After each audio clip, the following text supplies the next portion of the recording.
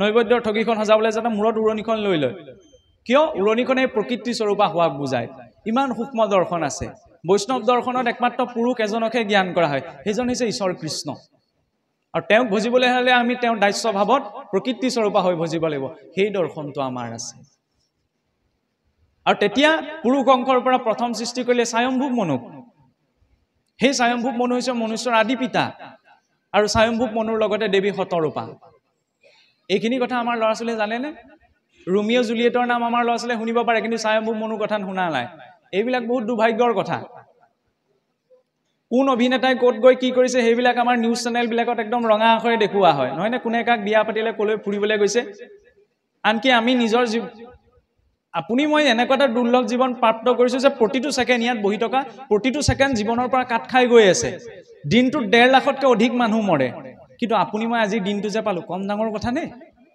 কিন্তু সেইটো জীৱন কোনে ক'ত ফুৰিবলৈ গৈছে কোনে ক'ত কি কৰিছে আমি নিজৰ জীৱনটো ইমান প্ৰদৰ্শনী কৰি পেলালো কৰবালে গৈ পেলাই যদি ঈশ্বৰত চাকি গছু দিছো সেই গছু সেলফি মাৰি কিছু সকলে দিয়ে আজি আমুকলে গৈ চাকি গছ দিলো ইমান জীৱনটো প্ৰদৰ্শনী কৰাৰ প্ৰয়োজন নাই জীৱনটো প্ৰদৰ্শনৰ বস্তু নহয় ঘৰত কোনোবা এজন মৃত হৈছে হেতু কথা সামাজিক মাধ্যমত জনোৱাৰ জৰিয়তে সকলোৱে গম পাব হেতু বেলেগ কথা কিন্তু প্ৰদৰ্শনীৰ ৰূপত তাক উপস্থাপন কৰিব নালাগে যেনেকৈ পজ দি আমাৰ ফটো মৰা হয় নহয় জানো কিছুমান বস্তু নিজৰ আন্তৰিক অনুভৱৰ বাবেও থব লাগে আধুনিক যুগ এইটো কোৱা নহয় যে আমি জীৱনৰ কেনেবাকে তেওঁ গা ধুবলৈ গৈছে হেতুও তেওঁ দেখুৱাব কিবা এটা খাবলৈ গৈছে কৰবাত হেতুও তেওঁ দেখুৱাব নিজৰ মাজতো কিছুমান বস্তু ৰাখিব লাগিব আমি সেই মেন্টালিটিটো আঁতৰাব লাগিব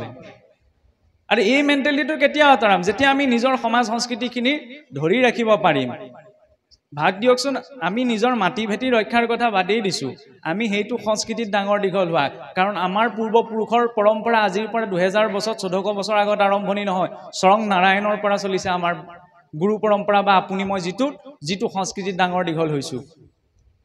গীতা ভাগৱত আজি হাৰ্ভাৰ্ড কেম্ব্ৰিজৰ দৰে বিশ্বৰ প্ৰসিদ্ধ ইউনিভাৰ্চিটি বিলাকত গীতাখন কম্পালসৰি কোৰ্স হিচাপত পঢ়ুৱা হৈছে আমাৰ ল'ৰা ছোৱালীয়ে গীতাখন কোনোবাইনো হাতত তুলি দিয়ে নে সকলোকে আমি ক'ব নোৱাৰো কিন্তু হাতত তুলি দিয়াৰ প্ৰয়োজন যিদৰে আমি কওঁ যে বোপাইটো মেট্ৰিকটো ভালকে পাছ কৰ ভাল মোবাইল এটা কিনি দিম সেইটো ভুল কথা নহয় যুগৰ সাপেক্ষে দিবও লাগিব নহয় জানো বা বাইক এখন কিনি দিম সেই অফাৰটো দিয়া ভুল নহয় কিন্তু তাৰ লগতে তাত ইউজ কৰা মেনুৱেলখনতো দিব লাগিব মোবাইলটো দিলো কিন্তু যদি কেনেদৰে কোনখিনি সময়ত ব্যৱহাৰৰ কথা নাজানো কাৰণ মোবাইলটোক যেতিয়া আমি মানুহে চলাই থাকো তেতিয়ালৈকে খেলিমেলি নহয় মোবাইলে যেতিয়া মানুহক চলাবলৈ আৰম্ভ কৰে খেলিমেলি তেতিয়া হয় গাড়ীখন যেতিয়া আমি মানুহে চলাই থাকো তেতিয়ালৈকে খেলিমেলি নহয় গাড়ীয়ে যেতিয়া মানুহক চলাবলৈ আৰম্ভ কৰে খেলিমেলি তেতিয়া হয় তেতিয়া বোলে কেনেবাকে বোলে যদি দুৰ্ঘটনা এটা ঘটিলে সেইটো বোলে ঈশ্বৰৰ ইচ্ছা আমি এইটো কৈ ফুৰো যে ঈশ্বৰৰ ইচ্ছা অবিহনে গছৰ বোলে পাত এখিলাও নলৰে তেতিয়ালে মোৰ ঘৰত কিবা এটা অপায় মংগল হেতু মানে ঈশ্বৰৰ ইচ্ছা দিছে নাই হোৱা আপোনাৰ ঘৰত 4-চকীয়া গাড়ী এখন আছে নহয় নে আৰু সেই গাড়ীখন চলাই থাকিবলৈ আপুনি ড্ৰাইভাৰ এজন ৰাখিছে এতিয়া গাড়ীখনৰ মালিক কোন আপুনি গাড়ীখন কলৈ যাব ড্ৰাইভাৰজনক আপুনি জলৈ নিবলৈ ক'ব তালৈকে যাব কিন্তু ড্ৰাইভাৰজনে এদিন মালিকৰ কথা নুশুনি নিজৰ মতে গাড়ীখন অকনমান নি অকলহৰীয়াকৈ নি পেলাই গৈ পেলাই গাঁত এটাত পেলাই দিলে তেতিয়ালে সেইখিনি সময়ত আপুনি এটো স্বীকাৰ কৰিবনে যে গাড়ীখন যে গাঁতত পৰিলে আপোনাৰ কাৰণে পৰিলে বুলি শৰীৰটো হৈছে গাড়ীখন ইয়াক চলাবলৈ আমাক বিবেক বুদ্ধি দিয়া হৈছে সেই বিবেক বুদ্ধিৰ আধাৰত কেনেদৰে ইয়াক প্ৰয়োগ কৰো হেতু আমাৰ ওপৰত নিৰ্ভৰ কৰে আৰু এই শৰীৰটোক সঠিক ৰূপত পৰিচালনা কৰিবলৈকে জনাৰ প্ৰয়োজন কাৰণ আমি 84 লক্ষ জুনি অতিক্ৰম কৰি আহি মনুষ্য শৰীৰটো পোৱা গৈছে কিছু সকলে ভাবে এতিয়াই ভাগৱতৰ মাৰ্গত গলে এইবোৰ ধেৰ নীতি নিয়ম পালিব লাগিব নহয় জানো খোৱা বোৱা এইবিলাক সব আপোনাৰ নিষিদ্ধ হৈ পৰিব এতিয়াই ভাগৱতৰ মাৰ্গত নেযাও সমস্যাটো ডাঙৰ কি জানেনে আমাৰ অসমৰ বৈষ্ণৱ সমাজৰ অসন্তোষ নকৰিব এইটো কথা কঠিন সত্য আমাৰ আটাইতকৈ যদি কিবা বিচাৰ নাই হেতু হৈছে আমাৰ নিজৰ অন্নৰ বিচাৰ নাই অন্নৰ বিচাৰ মানে এইটো নহয় যে আমুকৰ হাতে নাখাও তামুকৰ হাতে নাখাও অন্তত কি খাব লাগে আপোনাৰ হবে নাভাবিব যে মাছ মাংস খালে বোলে পাপ হয় সেই কাৰণে খাব নালাগে মাছ মাংস খালে পাপ হয় তাতকে বেলেগ দ্ৰব্যলে আমি যোৱাই নাই বা মাছ মাংস খালে পিছত আমাক জম ৰজাই বোলে ৰিফাইন তেলত ফ্ৰাই কৰিব সেই কাৰণে সেইখিনি খাব নালাগে এইটো নহয় সেইখিনি মনুষ্যৰ বাবেই নহয় সেই কাৰণে তাক ত্যাগ কৰিব লাগে কিন্তু গোটেই খেলিমেলিখন আমাৰ ক'ত লাগেগে ইয়াতেইটো কেনাটো লাগেগে আমি ভাবি থাকো যে এই মাংস যেনে তেনে এৰিলো এতিয়া মাছকণ নহলে জোলকণ নহলে নহয় প্ৰথমেতো আমি বৈষ্ণৱ মাৰ্গত মৎস্য এৰিব লাগে যে মৎস্যাদো সৰ্ব মাংসাদো তস্মাদো মৎস্যাদো বিবৰ্জিত মাছে সকলো জীৱৰ মাংস খায় আপোনাৰ হবে কি খায় কি নাখায় তাত আমাৰ কোৱাৰ তিল মানো অধিকাৰ নাই কিন্তু এই মাৰ্গৰ সৈতে জড়িত হলে ভাওখন কিন্তু সুন্দৰকে জুৰিবই লাগিব আমি ভকতি শুদ্ধকে কৰা নাই কাৰণ আমিতো ভকত নহয় ঈশ্বৰটো ছজনহে ভকত নহয় জানো ভগৱন্ত কৃষ্ণৰ উদ্ধৱ বিদুৰ মৈত্য আৰু ৰামচন্দ্ৰৰ জাম্বৱন্ত বিভীষণ আৰু হনুমান ঐকান্তিক ভক্ত তেওঁলোকৰ সমান ভক্তি প্ৰাপ্ত কৰা আমি সম্ভৱেই নহয় কিন্তু আমি তেওঁলোকৰ জৰিয়তে ভাও জুৰিছো কিন্তু ভাও জুৰিলেও এনেকুৱাকে জুৰিব লাগে ভাওখন কেতিয়া চাই ভাল লাগে যেতিয়া আমি কওঁ কোনোবাই কৃষ্ণৰ চৰিত্ৰটো লৈছে হাইলাখ কৃষ্ণ যেন লাগিছে দেই কোনোবাই অসুৰৰ চৰিত্ৰটো লৈছে এইটোহে হাইলাখ অসুৰ যেন লাগিছে তেতিয়া আমি মনটোৱে সেই চৰিত্ৰটোক ৰূপায়ণ কৰিবলৈ তৃপ্তি পাওঁ গতিকে ঈশ্বৰৰ আগত আমি ভকতিৰ নামত এখন ভাও জুৰিছো কিন্তু ভাও জুৰিলেও এনেকুৱাকে জুৰিব লাগে যাতে ঈশ্বৰৰ মনতো এইটো ভাৱনা আহে যে হয় দেই তেওঁ ভকতৰ ভাওখন ঠিকেই জুৰিছে তেতিয়া কিজানি তেওঁ অকণমান কৃপা কৰে ঈশ্বৰৰ কৃপা মানে এইটো নহয় যে ভাগৱতত পঢ়িলে মেলিলে বা ঈশ্বৰক ভক্তি কৰিলে ঈশ্বৰে মোক ধনে সম্পত্তিয়ে গোটেই পৰিপূৰ্ণ কৰি দিব নহয় যদি আগদিনা হৰাই দিয়াৰ পাছতে পিছদিনাই আপুনি ফল পাইছে জানক সেয়া ঈশ্বৰ কৃষ্ণৰ কৃপা কেতিয়াও নহয় শুনিবলৈ এইবিলাক অদ্ভুত কথা কাৰণ আমাৰ সৰহসংখ্যক মানুহে ভক্তিৰ সংজ্ঞাটো ভুলকে বুজি থাকে আমি ভাবি থাকো কি আমুকলে গৈছিলো হৰাই এখন দিলো তাত বহুত জাগ্ৰত স্থান দেই মই ফল পাই গলো পিছদিনাই সেয়া ভকতি নহয় সেয়া সিদ্ধিৰ মাৰ্গ হ'ব পাৰে তালে গৈ কোনোবা এটা স্থানলৈ গৈ যদি 10 জনৰ উপকাৰ হৈছে তেতিয়ালে সেই স্থানক আমি নিন্দা কৰাৰ প্ৰয়োজনীয়তা নাই কাৰণ কাৰোবাৰ কিবা এটা উপকাৰ হৈছে উপকাৰ হোৱাটো বহুত ডাঙৰ কথা কাৰণ সংসাৰখনত আমি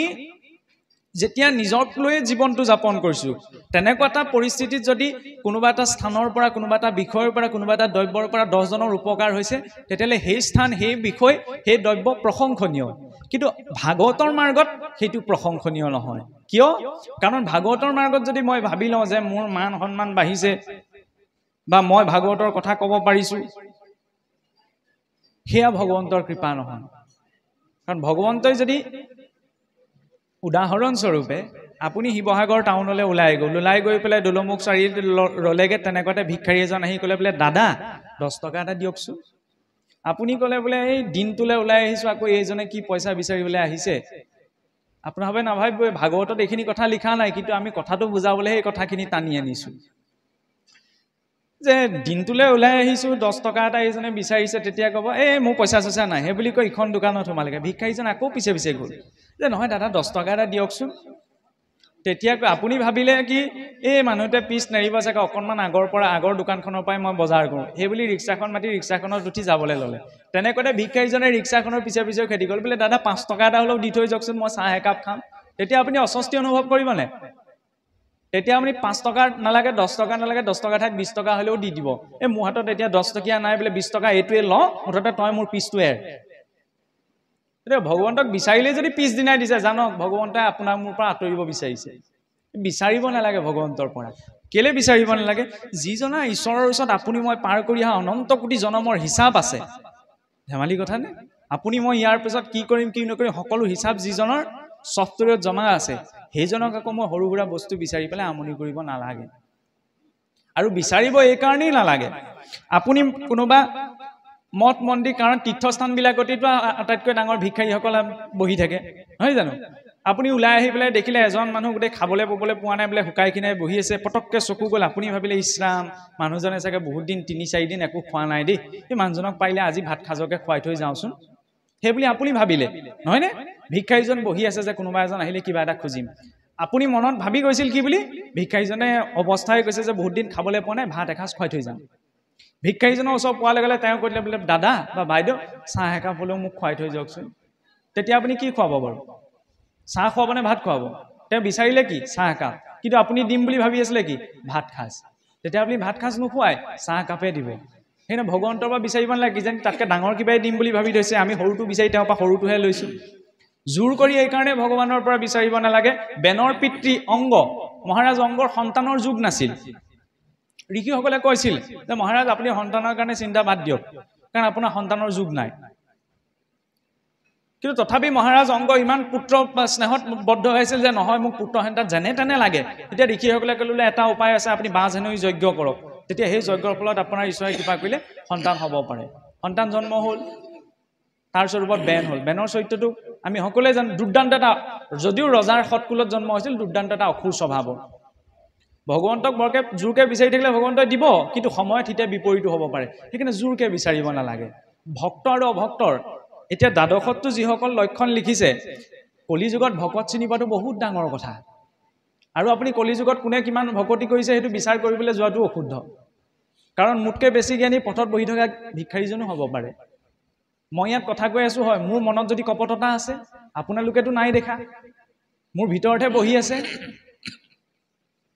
সেইকাৰণে কলিযুগত ভকত আৰু অভকত এই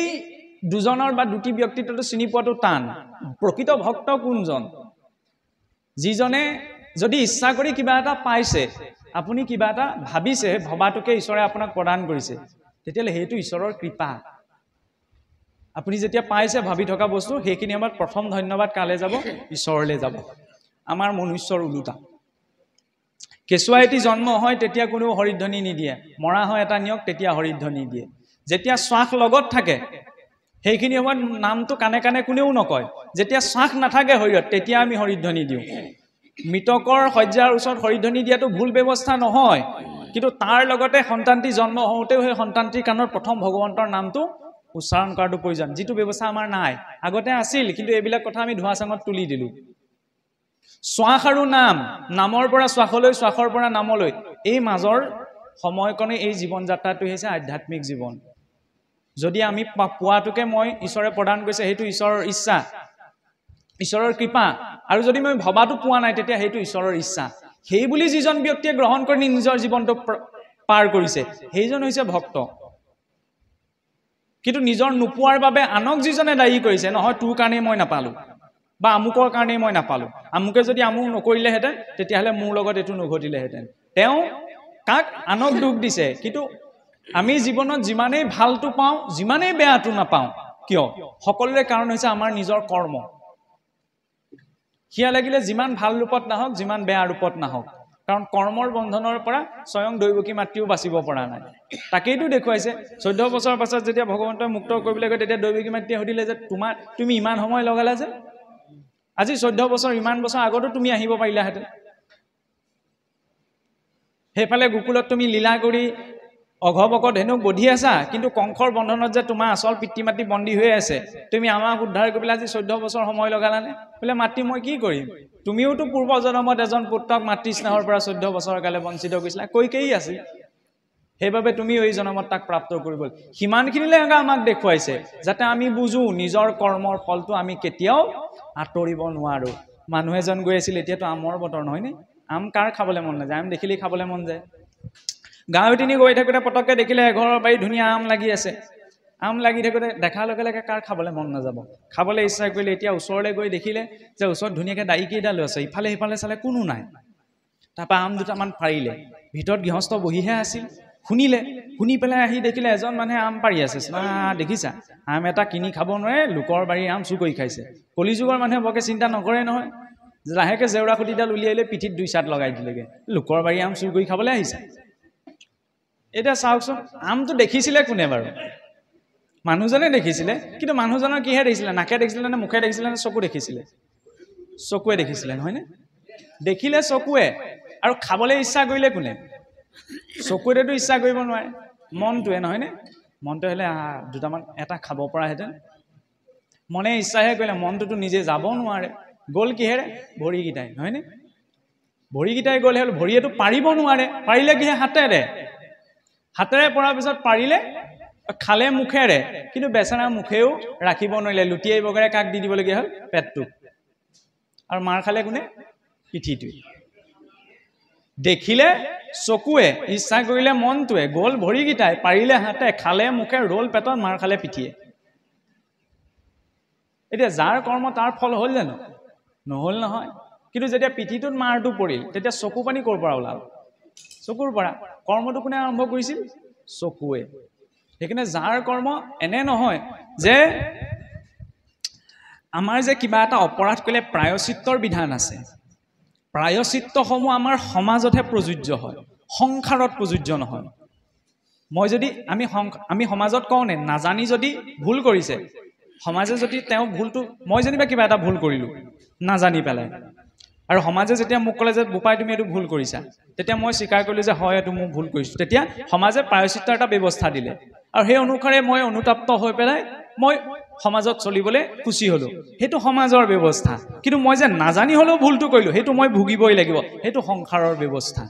নাজানি জুই কৰাত হাতখন দিলে হাত পুৰিবই জুইৰ প্ৰকৃতিয়ে পুৰা নাজানি যদি মই ভূত প্ৰেত বুলি এজন মানুহকে অস্ত্ৰাঘাত কৰোঁ আইনে দণ্ডনীয় কৰিবই নহয়নে নাজানি জানিবা আন্ধাৰত ভূত প্ৰেত বুলি মই মানুহ এজনকে মাৰ মাৰি দিলোঁ তেতিয়া আইনে আন্ধাৰত এই নাজানি পেলাই মাৰিলে বুলি ক্ষমা কৰিব জানো মই দণ্ডবান হ'বই লাগিব ঠিক তেনেদৰে প্ৰকৃতিৰ ব্যৱস্থাটো তেনেকুৱা প্ৰকৃতিৰ আইনখন কাৰো বাবে সলনি নহয় আৰু সেইবাবে প্ৰকৃতিৰ সৈতে জড়িত হৈ থাকিবলৈ এইটো ভাবিব লাগে ধুনীয়াকৈ ওলাই গৈছে চাওকচোন 14জন সাক্ষী যেতিয়া নাৰায়ণে প্ৰথম এই সৃষ্টিখন ৰচনা কৰিছে প্ৰথম তেওঁৰ পৰা সৃষ্টি হৈছে মহামায়াক চাওকচোন আমি যিটো সংস্কৃতিত ডাঙৰ দীঘল হৈছোঁ সেইকাৰণে এইটো পিতৃপ্ৰধান সংস্কৃতি নহয় চৰকাৰী ফৰ্মখনতহে ফাদাৰ নেমটো প্ৰথমতে আহে এই সংস্কৃতিটো মাতৃপ্ৰধান সংস্কৃতি কাৰণ মাতৃগৰাকী হৈছে নিৰ্মাতা মাতৃগৰাকীয়ে যদি বিচাৰে ব্ৰাহ্মণৰ কুলতো অসুৰ জন্মাব পাৰে আৰু মাতৃয়ে যদি বিচাৰে অসুৰৰ কুলতো ভক্তৰ জন্ম দিব পাৰে ব্ৰাহ্মণৰ কুলত কেনেকৈ অসুৰ জন্ম হৈছিল কোন জানেনে ব্ৰহ্মাৰ 9জন প্ৰজাপতিৰ ভিতৰত এজন প্ৰধান আছিল ঋষি পুলস্তৰ পুত্ৰ আছিল ঋষি বিশ্ববাৰ পুত্ৰ কোন ৰাৱণ মহেৰিষি পুলস্তৰ নাতি এলা পেচা নহয় 9জন প্ৰজাপতি য'ৰ পৰা সমস্ত প্ৰজাগণ উৎপত্তি হৈছে শ্ৰেষ্ঠ ব্ৰাহ্মণ সেই পুলস্তৰ নাতি ৰাৱণক আপুনি মই ক'ৰবাত ব্ৰাহ্মণ বুলি মনত পেলাই শুনিছে জানো নাই শুনা ৰাৱণক ৰামায়ণ নপঢ়া ব্যক্তিজনে অসুৰ বা দানৱ বুলিয়ে জানে কিয় কাৰণ তেওঁ সংস্কাৰ ত্যাগ কৰিছিল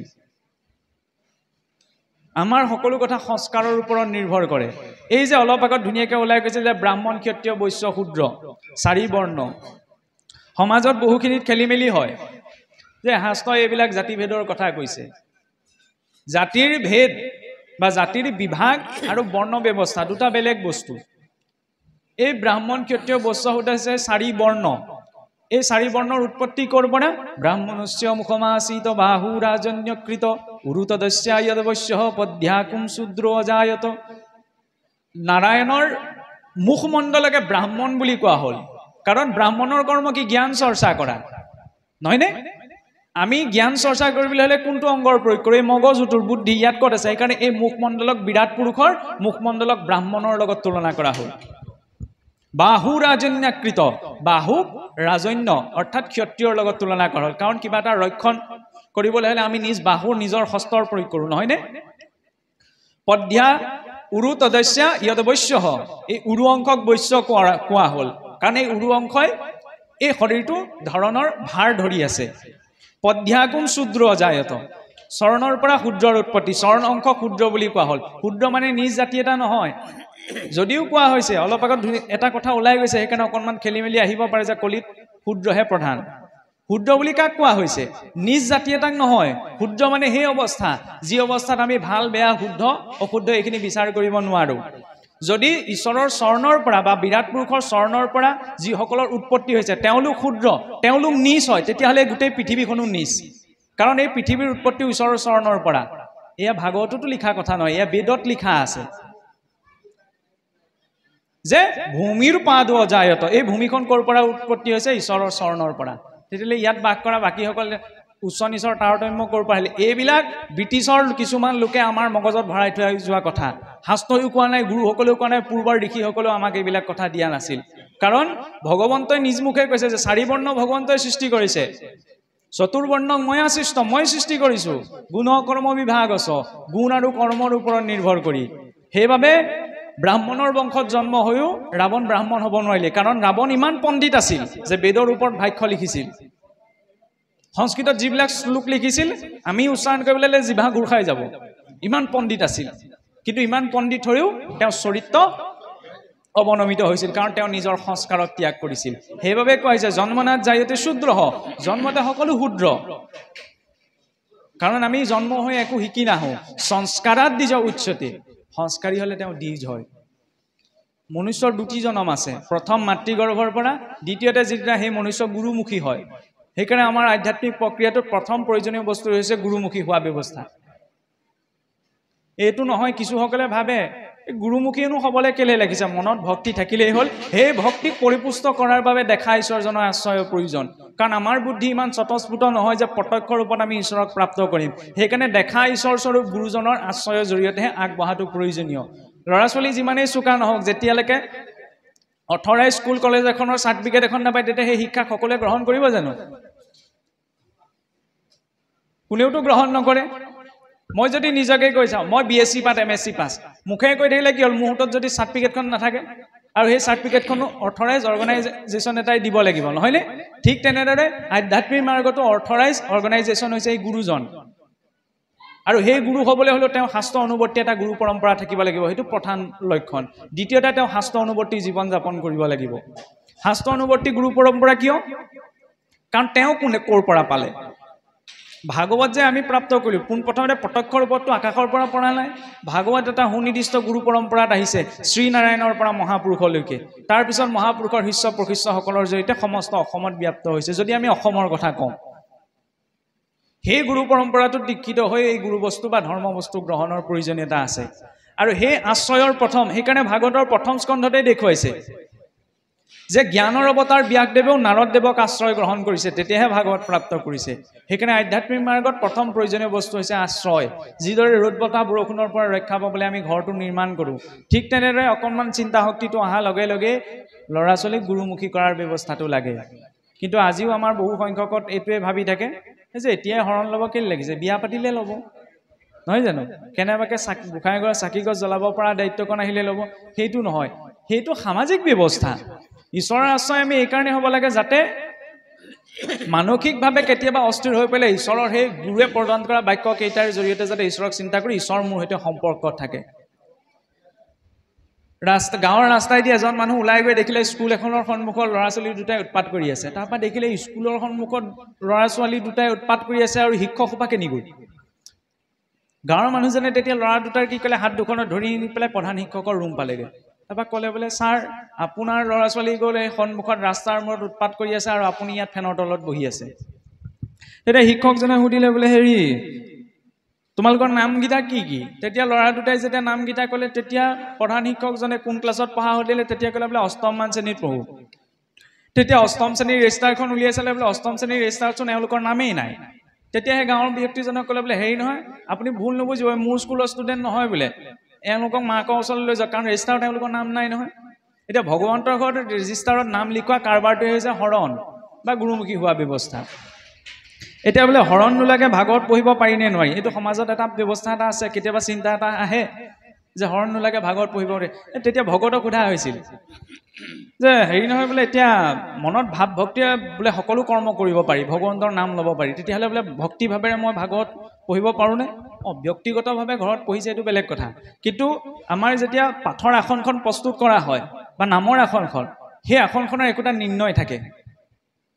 সেই আসনখনৰ নিৰ্ণয়টো জনা অধিকৃত ব্যক্তিজনে সেই আসনখনত বহাৰ প্ৰয়োজন তেতিয়া ভকতে ক'লে বোলে প্ৰধান শিক্ষকে নাম নথকাৰ কাৰণে যেতিয়া ল'ৰা ছোৱালীৰ দায়িত্ব নল'লে তেতিয়া ভকতেনো আকৌ বেলেগ এজনৰ দায়িত্ব কেনেকৈ ল'ব পাৰিব যাক ভগৱন্তৰ ৰেজিষ্টাৰত নামেই লিখোৱা নাই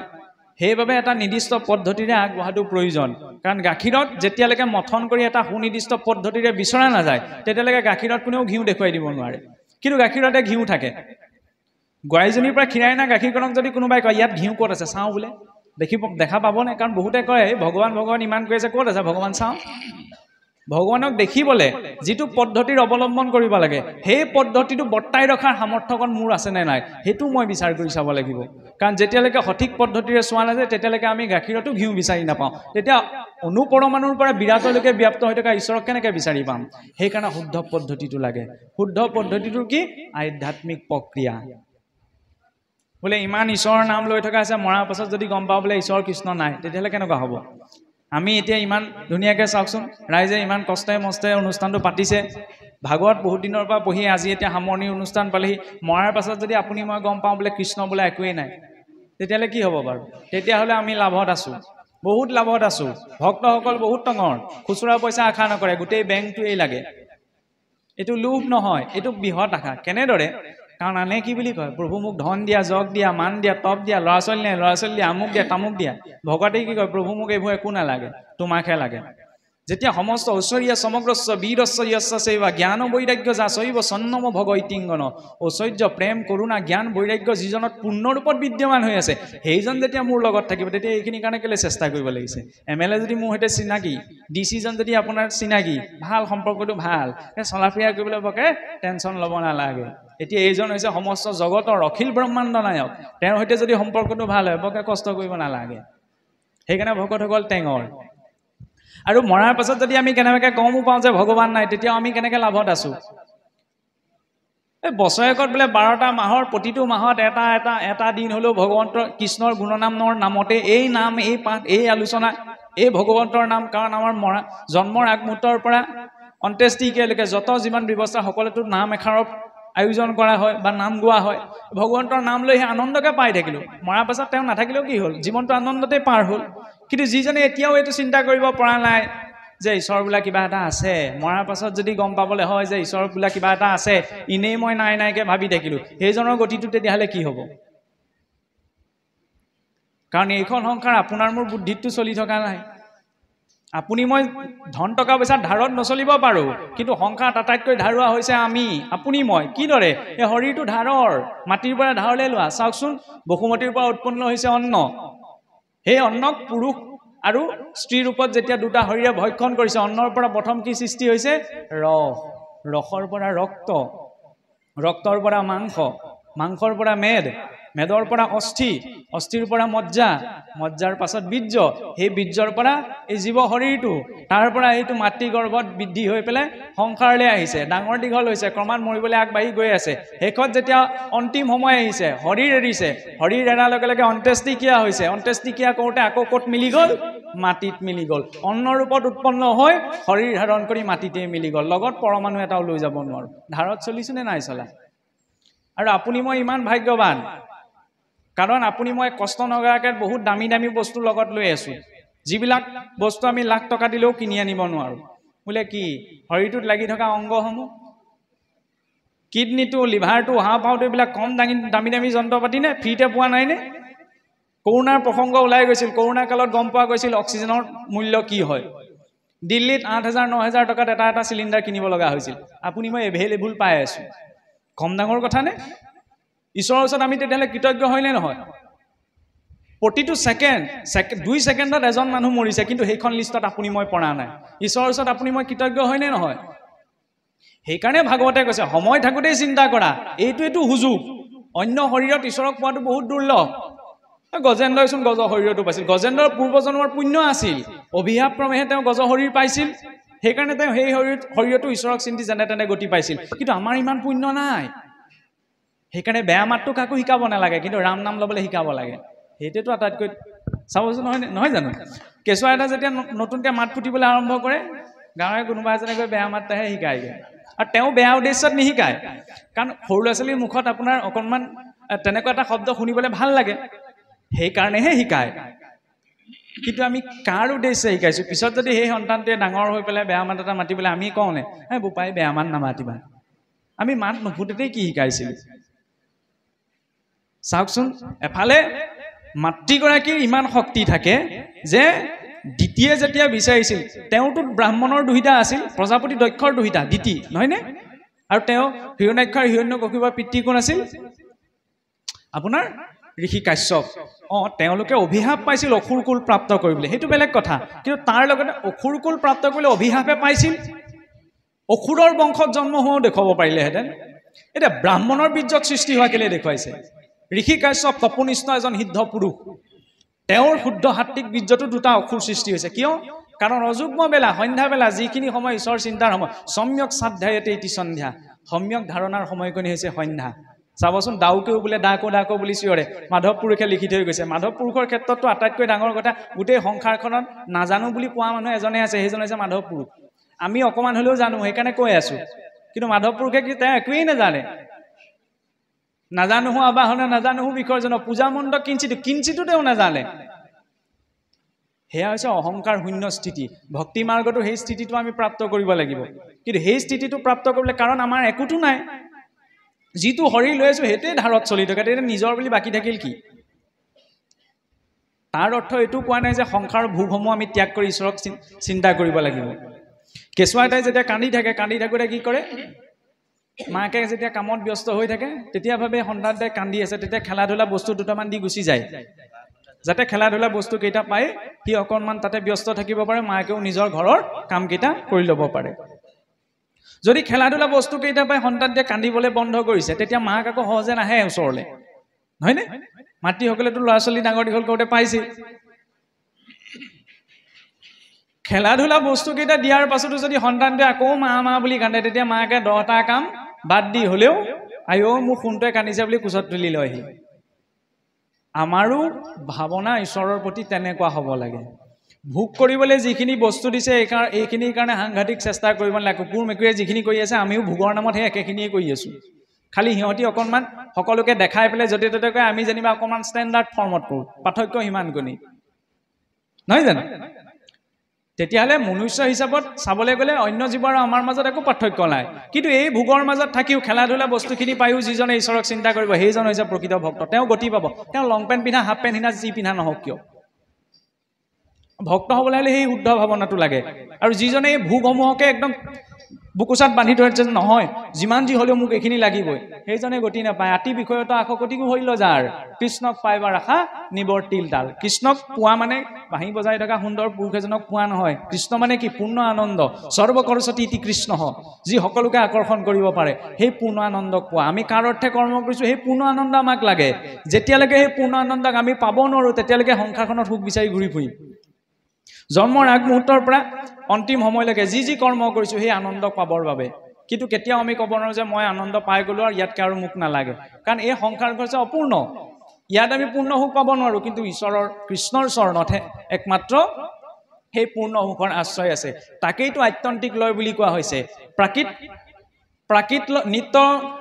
প্ৰলয়, নৈমিত্তিক প্ৰলয় আৰু প্ৰাকৃত প্ৰলয়, এই তিনিটা প্ৰলয় জগতত সৃষ্টি হয়, কিন্তু আত্যন্তিক প্ৰলয় নিজত সৃষ্টি হয়।